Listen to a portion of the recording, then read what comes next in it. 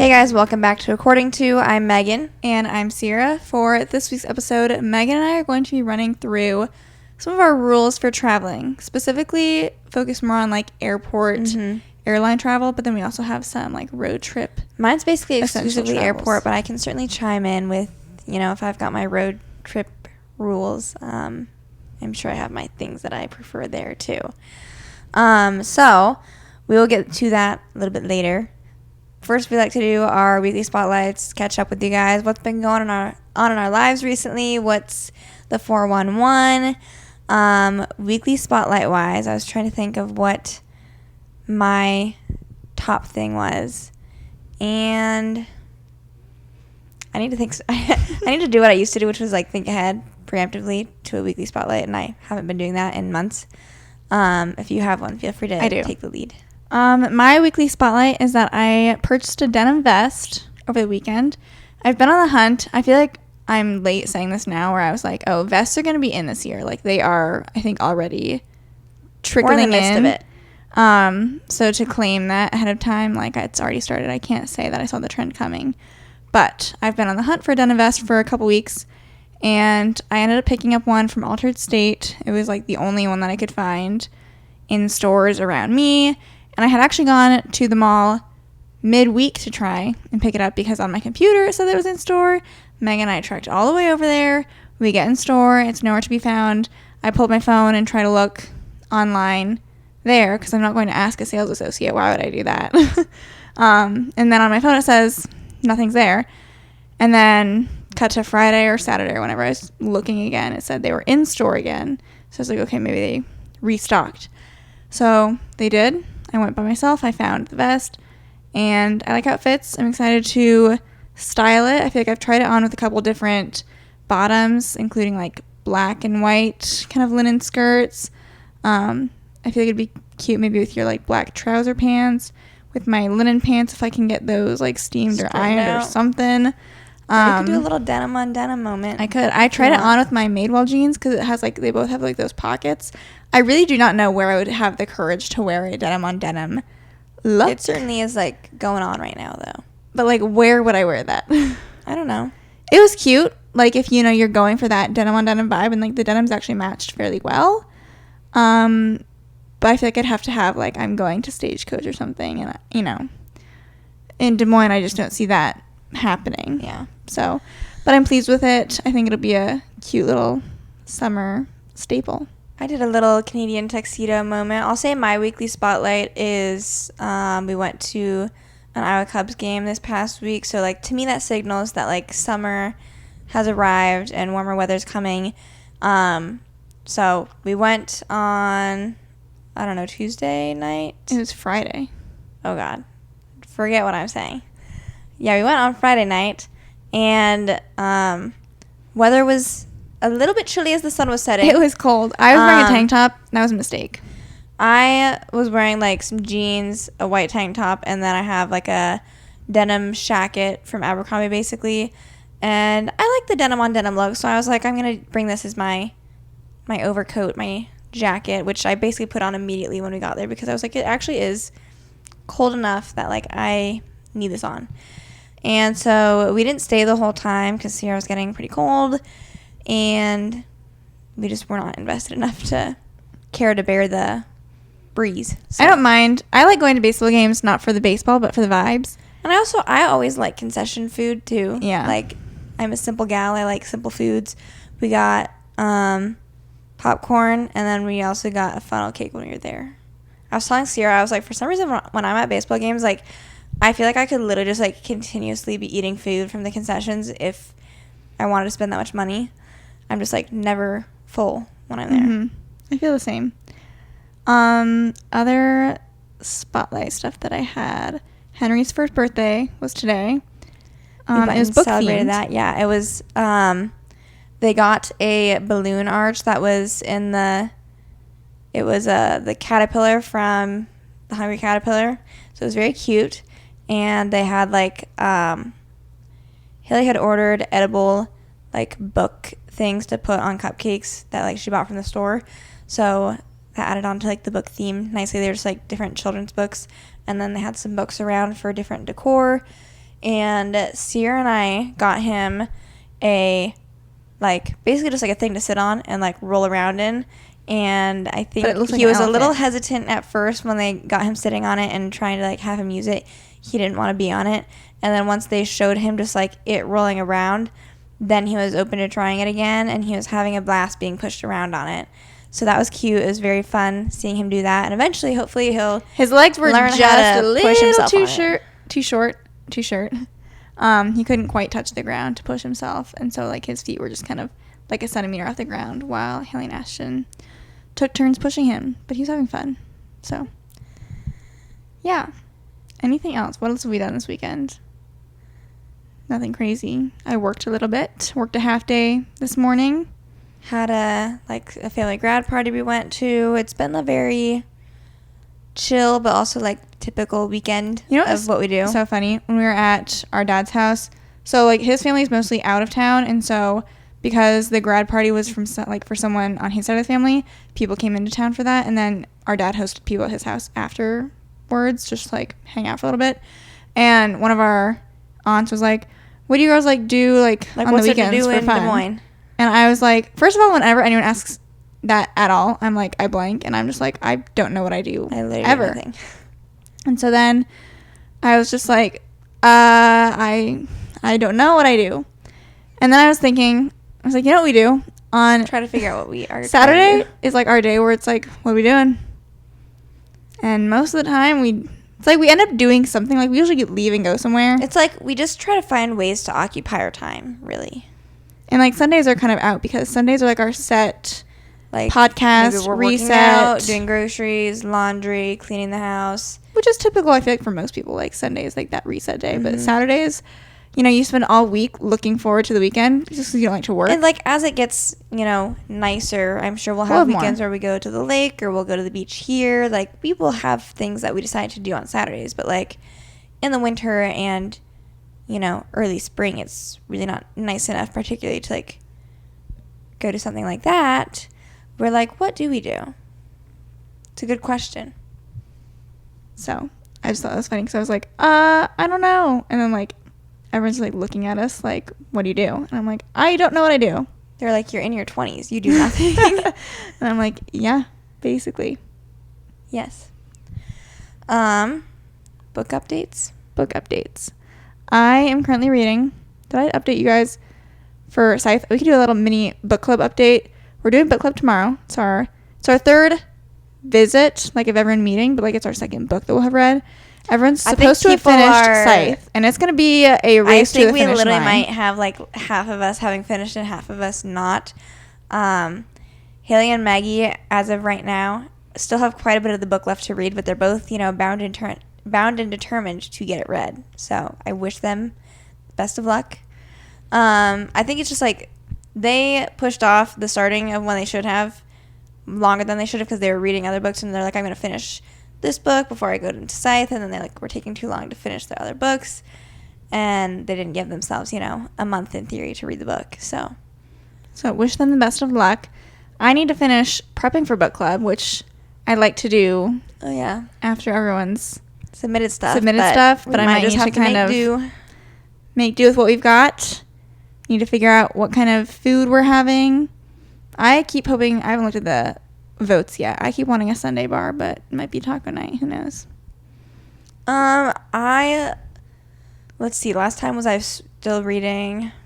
I don't know if I was reading Creatures. I don't feel like I said it on the podcast. I feel like you did say that. Okay. Or like that you were going to start it at least. Well, I did start it. You did start it because you had mentioned like the octopus's like sad intro. I had just started it like right before we started recording the podcast last week. I am enjoying it. It's a literary fiction book, which is not my typical genre that I go for, but I was kind of drawn to it just because I had heard good things about it and because people were humanizing the octopus character, and it was reminding me of potentially a different character, but like I will say that the octopus, his name is Marcellus, he is definitely in the book, like plenty, but like his personal chapters and like thoughts really aren't a huge component of the book. I'm enjoying his character, but like he's in it so little.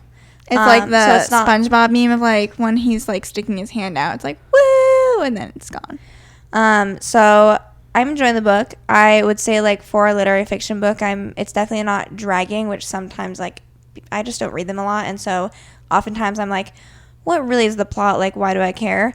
But I am invested enough in this book that, like, I'm pretty consistently reading it and getting through it.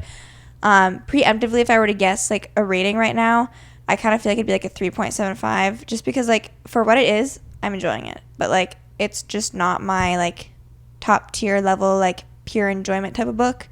So that's kind of it's a little bit of an assignment for you. A little bit. Like, I'm looking forward to reading Ruthless Vows after this. That's, I think, what I'm doing next. I just finished the first novella for Assassin's Blade, and I feel like I'm enjoying it, but, like, having finished, like, the first novella, I'm just like, what really, like, happened? Like, I know this is like, oh, it's her backstory. Like, you need her backstory before you get into, like, the main books. But I'm like, having finished the first novella, I'm like, what kind of crazy backstory was that? Like, nothing like, it almost didn't crazy feel like happened. Like, I just don't know how they're gonna, like, call it back to what I just read as, like, why that was so important. But I don't know. So 4 more novellas to go, and then I'm gonna not go straight into Throne of Glass. I don't think I'll probably read a couple other books before then, but I'm kind of indifferent right now. So okay, that's where I'm at. I'm only 75 pages into the book, so I can't make... Do you know what you think you're gonna read next? Funniest Stories on my list, I think, next. What other, like, new releases are coming up shortly? Reckless. That's all, like, in, like, June or July. That's not that far. I think there was, like, at least a couple where I've had at least, like, my radar. I might just be better off Googling stuff instead of going to Goodreads. Anything else book-wise, or Bridgerton's coming out, like, a week from now. That'll be exciting. Mm-hmm. Season 3. I've never read the books, but I have been a fan of the show. I don't know if I'd be into, like, Regency books, but who knows? I feel like there have been quite a few genres of books that I've read. Like, I for sure was like, I don't think I'm a fantasy reader. Like, I remember in my contemporary romance era, I was like, you know, good for you guys, but, like, all you fantasy people, love that you love that. That's probably not for me. Like, I'm a contemporary girly, and now I like both. So, never tried Regency. Maybe someday I will, and then I'll be like, oh, I love it. Any new releases?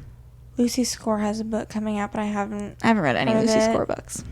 Ciera has books that she's assignments in my room of books she needs to be reading. I do. I'm not seeing anything, like, right now that I'm like, actually, this was one. This Summer Will Be Different by Carly Fortune. Oh, yeah? I need to see when that comes out. We never read her second one. It's because of the reviews that I was like, I don't know if I'd like this, but this one seems better, and it's being rated better already, I feel like. Comes out May 7th. Oh, my God. It comes out on Tuesday. Wow. Okay. Well, that could be one I gotta add. I actually maybe have added it to my list, but, like, probably not for a while. I have it as number 14. It's the last one I added. I knew there was one. Also, speaking of books, if you are a Taylor Swift fan, if you like the Tortured Poets Department, Ciera and I just posted a video on our YouTube channel of 15 songs that we thought reminded us of books that we have read. And so we kind of talk through and explain. You guys should show some love on that video, because, like, it's Sunday as we're recording this. The video went up today. And it was literally Saturday after getting home from the grad party at, like, what, 4 o'clock? And we were like, are we video idea? Video idea? And so we recorded that. We came up with the idea, recorded it within, like, an hour and a half. And then Megan edited it last night. And I think it was a pretty good video. Today. Not bad for us slacking. Yeah. And it's one of those things where it's like, and someone actually did a comment saying, like, they're not a Taylor Swift fan, but they let the video play just to get us the watch time. So thank you for that. I understand, like, it's a niche video and, like, it's not going to appeal to everyone. So, but if it does, or if you don't usually watch our YouTube videos. If it appeals to, like, the right person, then they'll be like, wow, like, this is what I needed. Yeah. Someone validated me. They said, like, that I'm Going to Get You Back is very Magnolia Parks coded. They're like, I didn't even think about that. So I felt validated. I just want people to tell me I'm right. You know? Mm-hmm. Be like, oh, yeah, that song is like that book. So if that's something that would intrigue you, go take a look at our most recent YouTube video. Okay, time to get into travel or rules for traveling. Oh, I have one more thing that I want to talk about.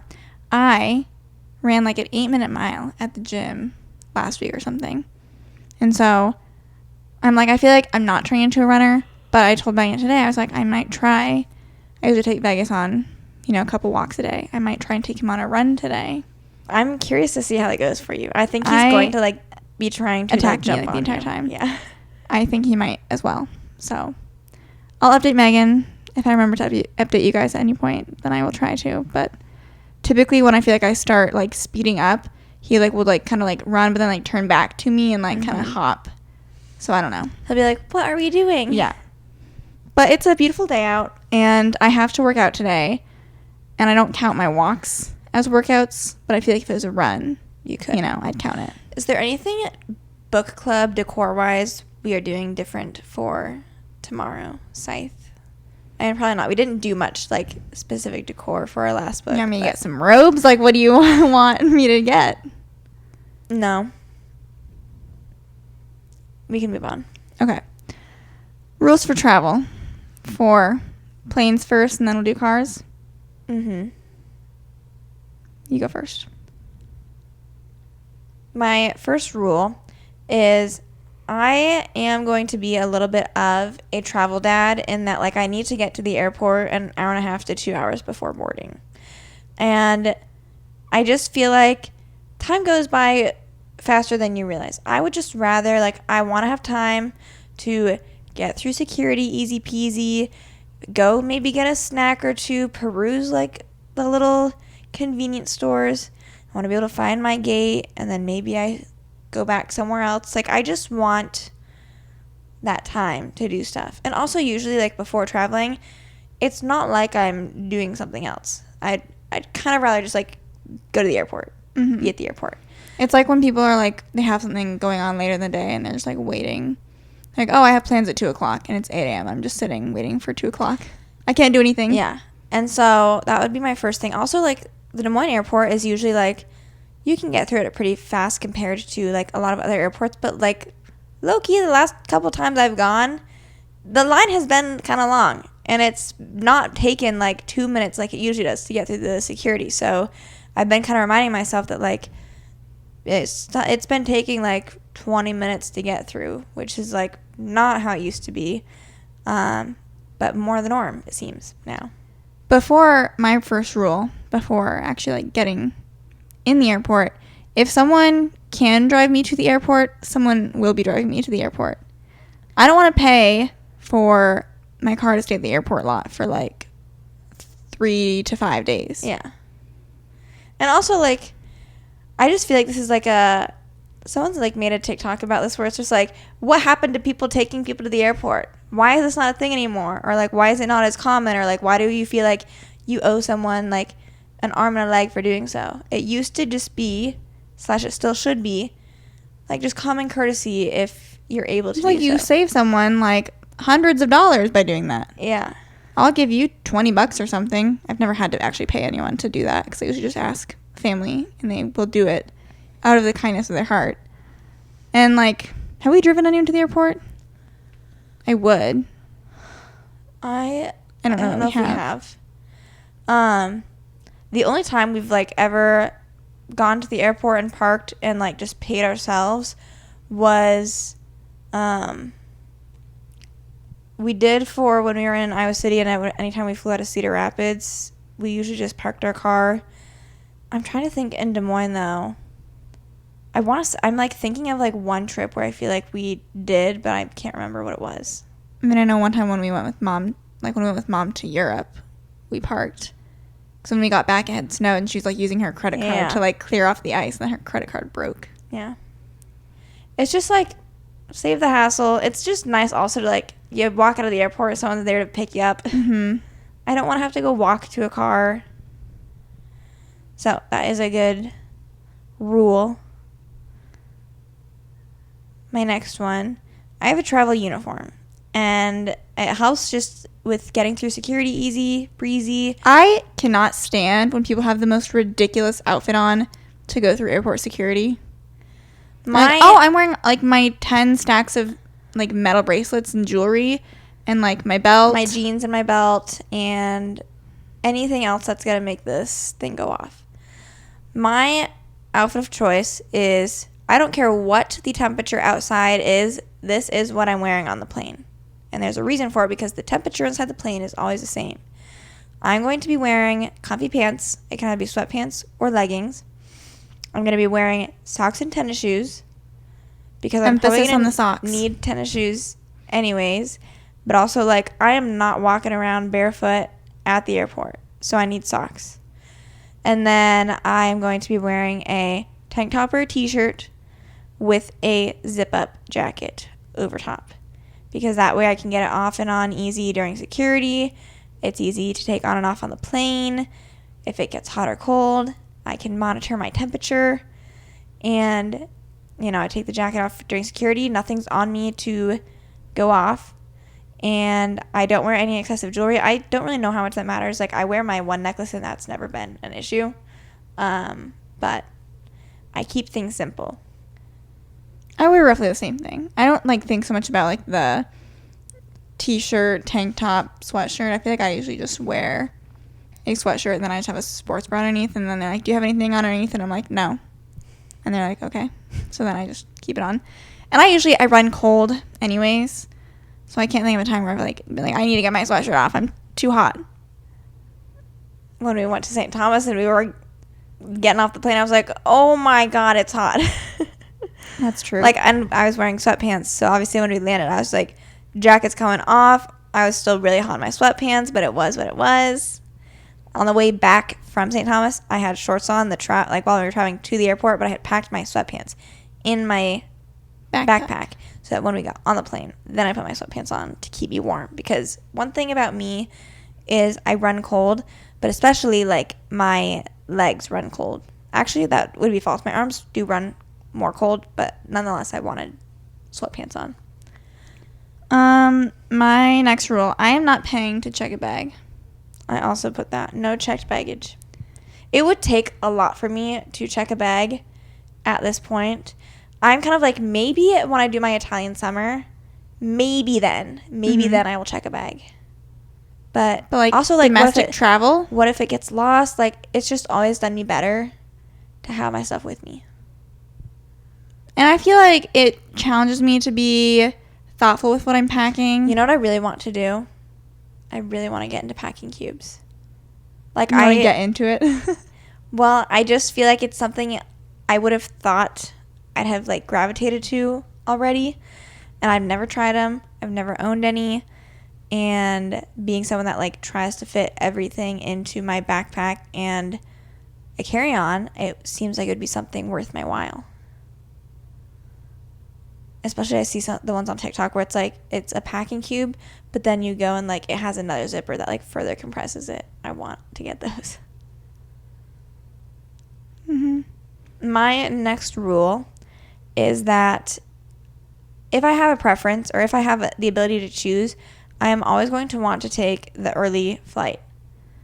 Like, I am preferable to like a 6 to 8 a.m. flight. That's when I would rather leave. I'd rather wake up early and then go to the airport and drive.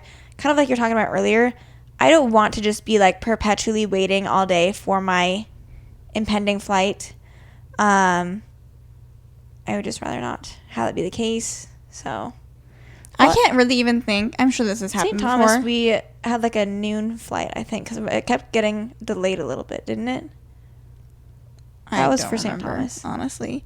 I just feel like every time I think about flying, it's always like, gotta wake up at 3 or 4 a.m. and like get to the airport. Yeah. So it's just because like I want to maximize the day that I have wherever I'm going. So like I don't want to get there. Here's the one exception. And I've never actually even like taken a trip where this has worked out this way.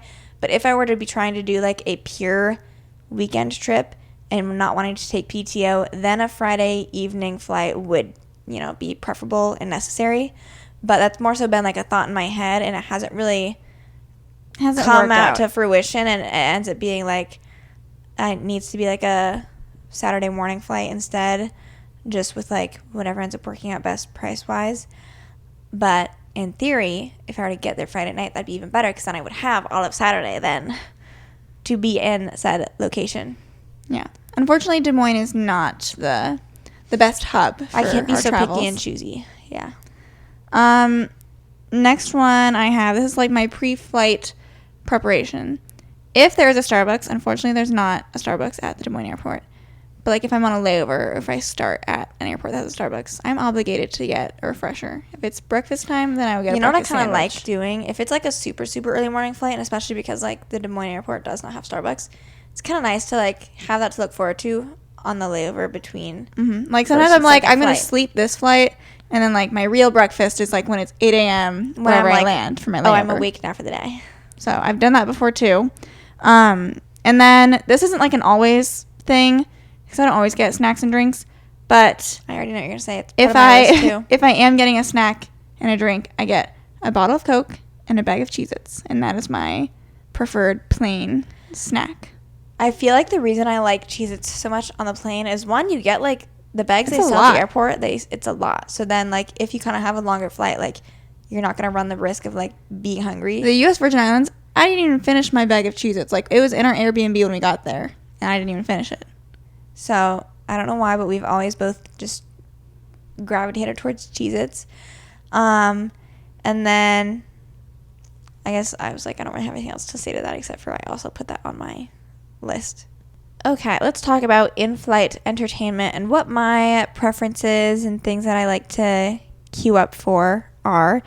Oftentimes when we're traveling domestically, the planes that we're flying on do not have like the in-seat screens. Like we're lucky if they do. So you usually gotta prepare yourself. And I used to be like, I wanted all the TV shows, I wanted the movies, I'd get my iPad, I'd be downloading all the things. I'm not really like wanting to watch TV person or a movie on the plane anymore. I don't know why that's changed. And like if the only time I really do, honestly, is when they have the in-flight screens, then I might peruse what they have on there. But I prefer if I can, and I think I just like feel the best if I'm trying to like sleep and relax on a plane. So for me, that means I'm doing audio stuff. I'm doing podcasts. I'm maybe listening to music if I have downloaded. Like I'll usually just like download my on repeat library, and or if I'm wanting to read, then I have my Kindle. Those have kind of been the things that I have been doing more recently, and I haven't so much been doing any movies or TV shows. Sometimes I'll do a game here and there, like I have Sudoku on my phone, but that's about it. Yeah, I feel like I am the same now where I will like peruse. If they have like in-flight like screens with the games, I'm like I'm obligated to do like one game of trivia, I feel like, on whatever trivia thing they have, and then like, okay, I'm bored. And then I usually stick with the audio stuff too, because I find if I am listening to something, I'm more likely to fall asleep. And I'm always down to fall asleep on a flight. Anything to make the time pass, like, let it happen. I'll sleep the whole 8 hours if that's how long my travel day is.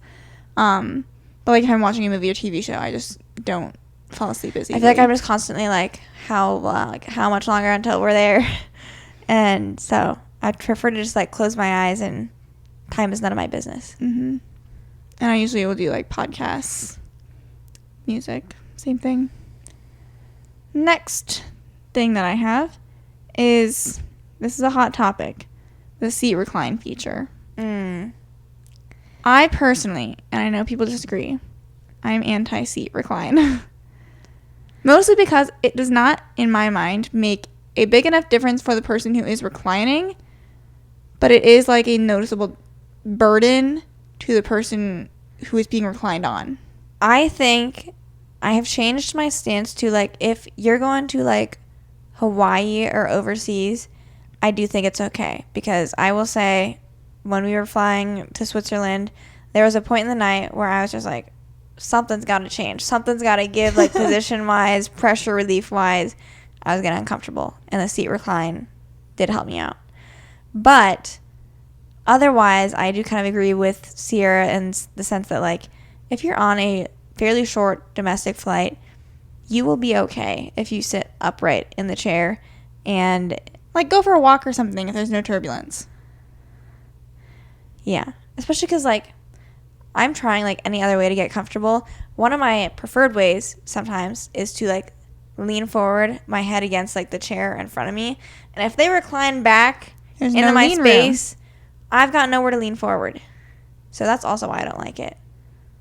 I'd be putting like a pillow or my sweatshirt or something as like a little cushion on the seat.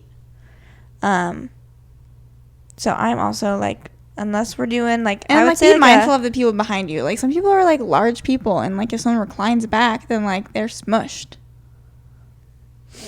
most people are probably like, I paid for that seat and every feature I it know. comes with. That's the main complaint, and I don't have any really good argument against that, except for I just hate being the person who's being reclined on, and I don't recline my seat.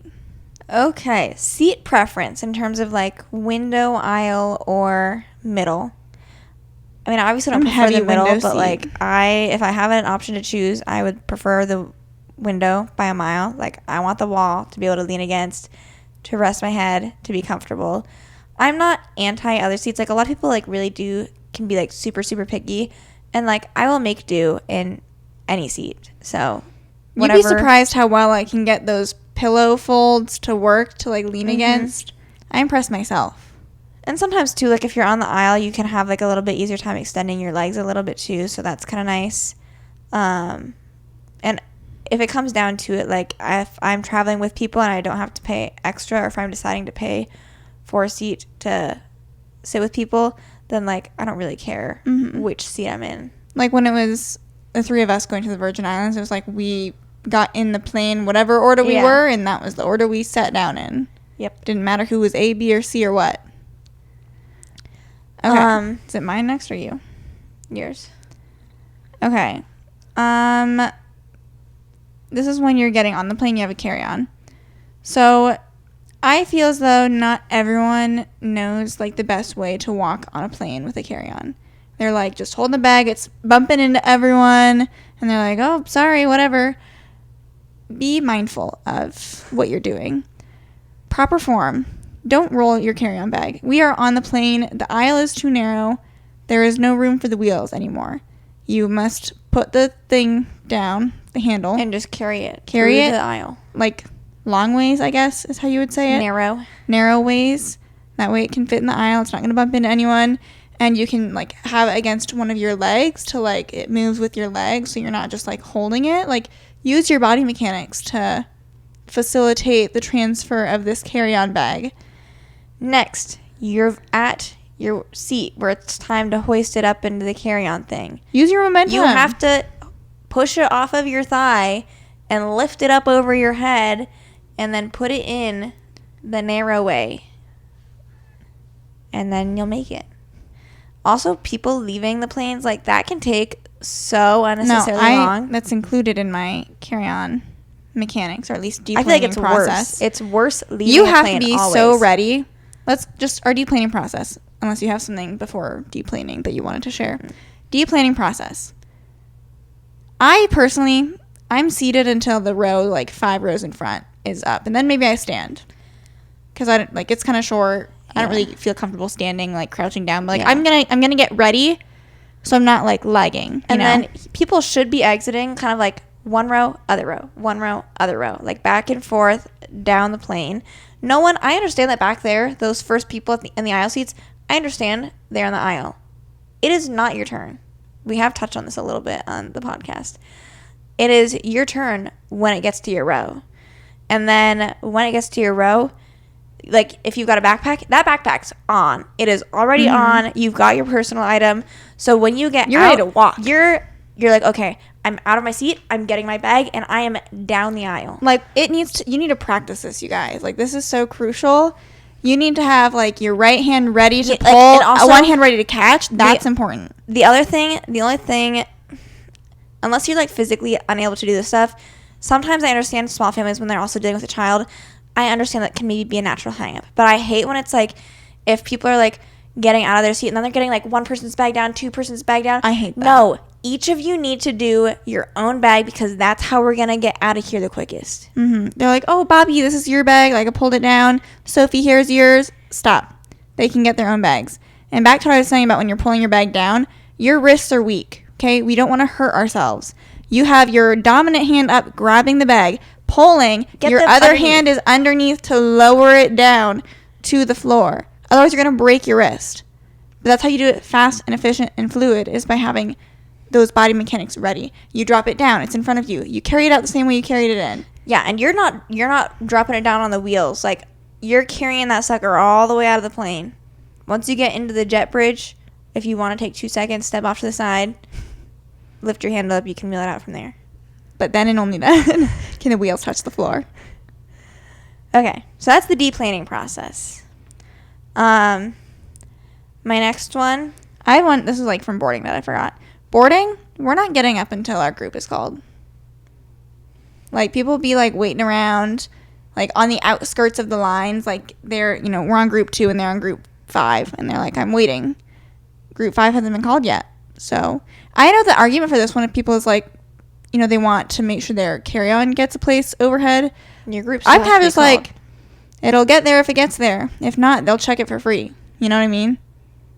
Mm-hmm. And then I don't care. I'm willing to do things. I can check my bag if it's not being paid for. I want it to be free. Yeah. My next one is, if you're doing a long layover, like 3+ hours, I feel like you need to go sit down at a restaurant. You need to go do a sit down restaurant. Yeah, I like that. Because, I mean, that's a long layover. It's probably going to be mealtime anyways. Go. Would you ever leave the airport?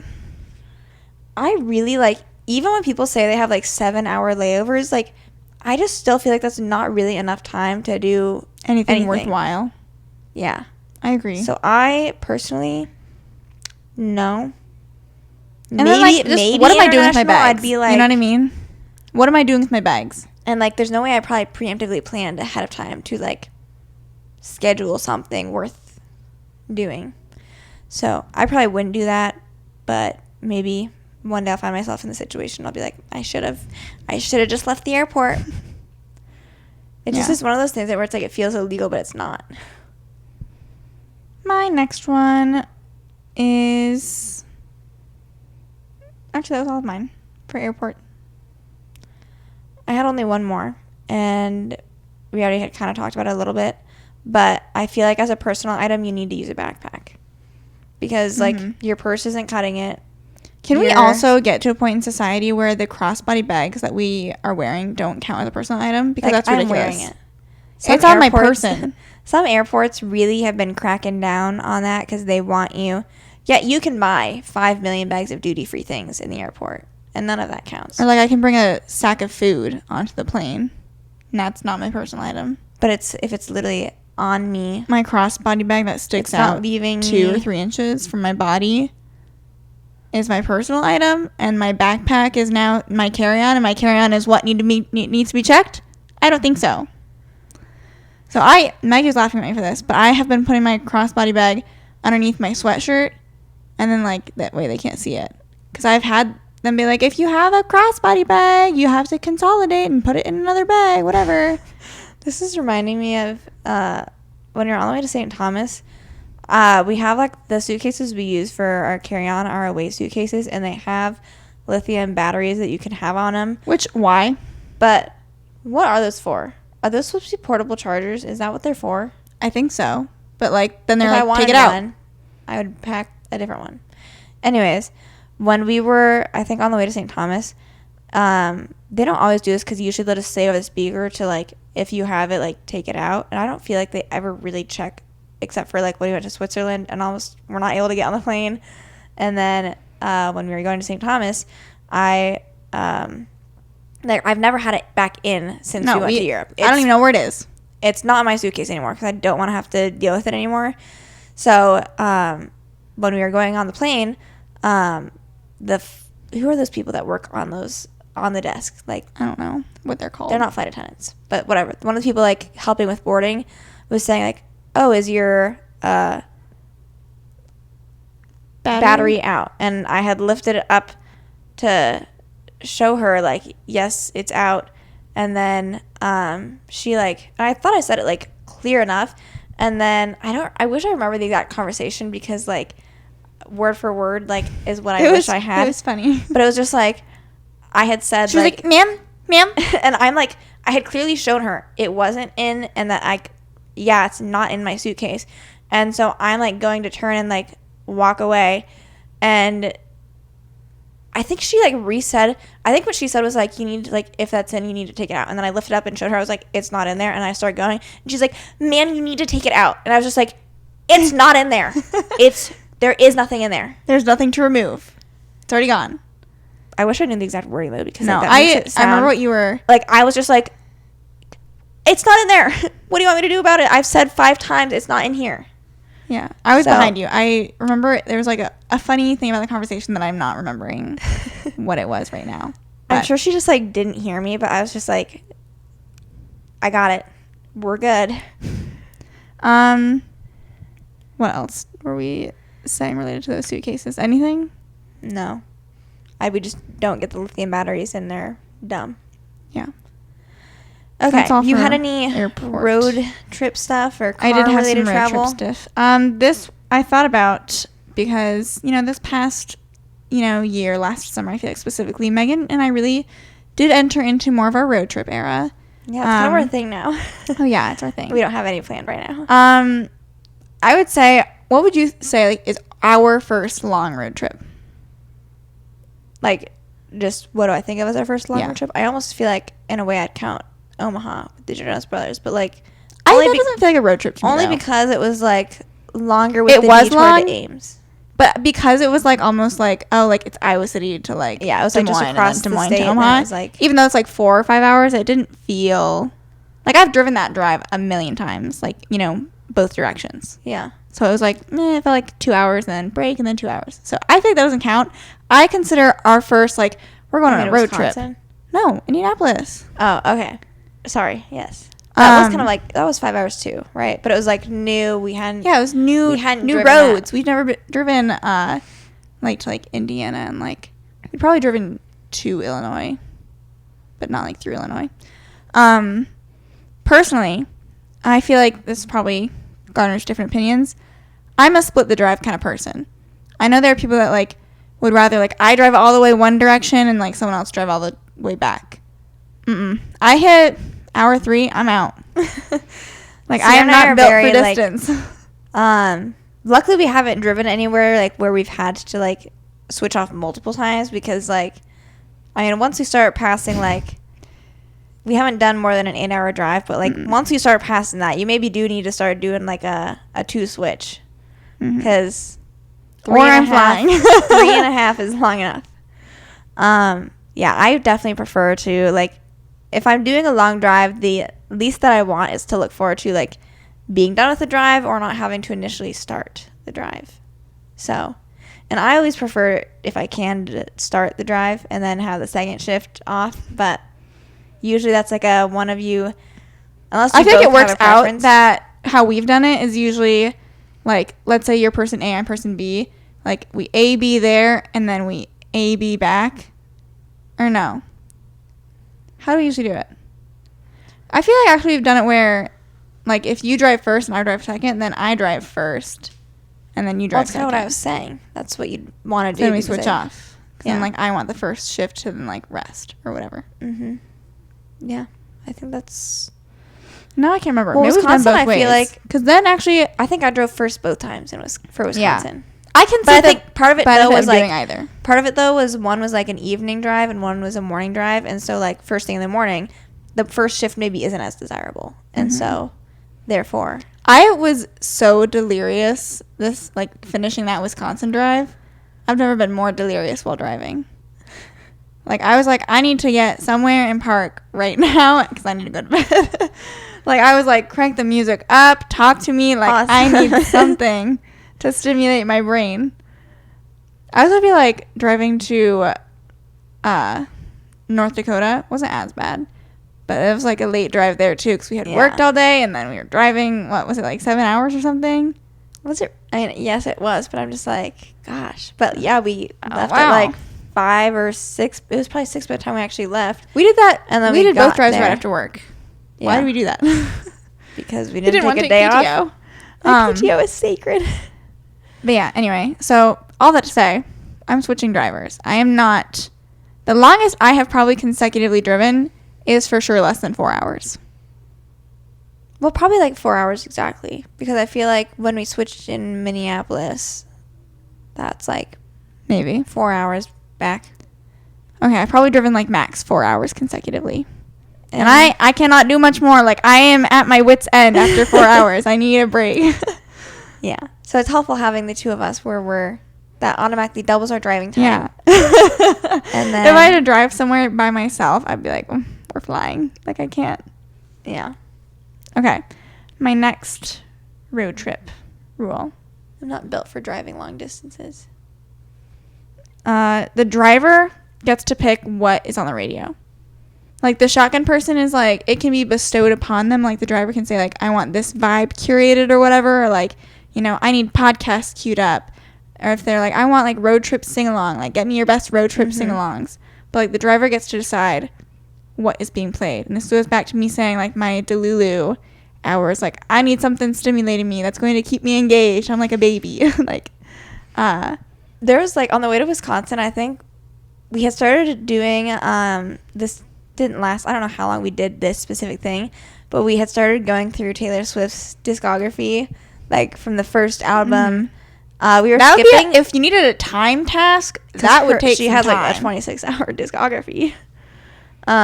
We would skip songs that we like really didn't know because we were like going through them, and after each song we'd rank them like out of 10. No, it's out of 100. Oh, out of 100 for like the vibe. We're like, that one was like a 72. If you watch Rent and Link, they'll sometimes do a gut check on their episodes, and it's usually like with food. And so we were going 0 to 100, just what does it feel like? And then I think we went through Fearless, Red, and I think I skipped ahead to Midnight's, and then I think we were kind of like, okay. We're like, we need done. something else. We need something else to this stimulate is no longer. Something else needs to stimulate me. Okay. Next thing is snacks. How long of a road trip do you feel like you need to be on before you're like, we gotta make a pit stop at the gas station? This is interesting because I feel like I honestly am not doing a lot of stops for snack, like for gas station food. Like, I'd rather stop at like a halfway point or during like a mealtime to get like drive-through food, personally. Otherwise, like, if we're going, like, 3-4 hours, I feel like fill up the car, get treats and stuff first for the whole trip. And then no stops. If you don't have to, yeah. Yeah, that's what I'm thinking. Because I agree with you. If it's, like, a long, long drive, and like, you're, like, switching drivers, you know. Because we're switching at the 4-hour mark anyways. So, like, you know, we need to stop somewhere. So if it's, like, 2 hours, I don't need anything.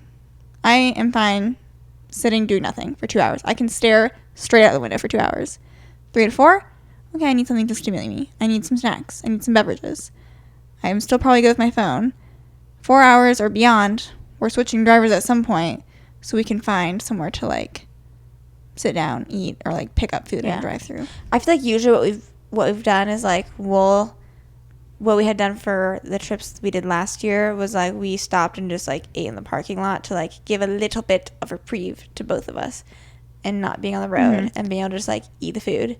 Well, you know what's hard? We used to do this all the time when we were driving from Iowa City back to Des Moines, which we used to do when we were doing, like, TC2 videos so freaking often. Like, every 1 to 2 weeks. That drive, yeah. Every 1 to 2 weeks we were driving back.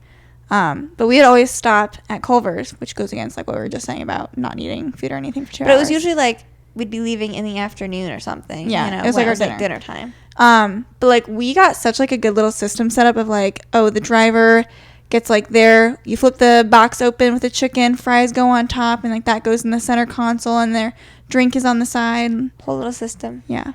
Just try and make it easier. So, I think that might be all I had for my food stuff.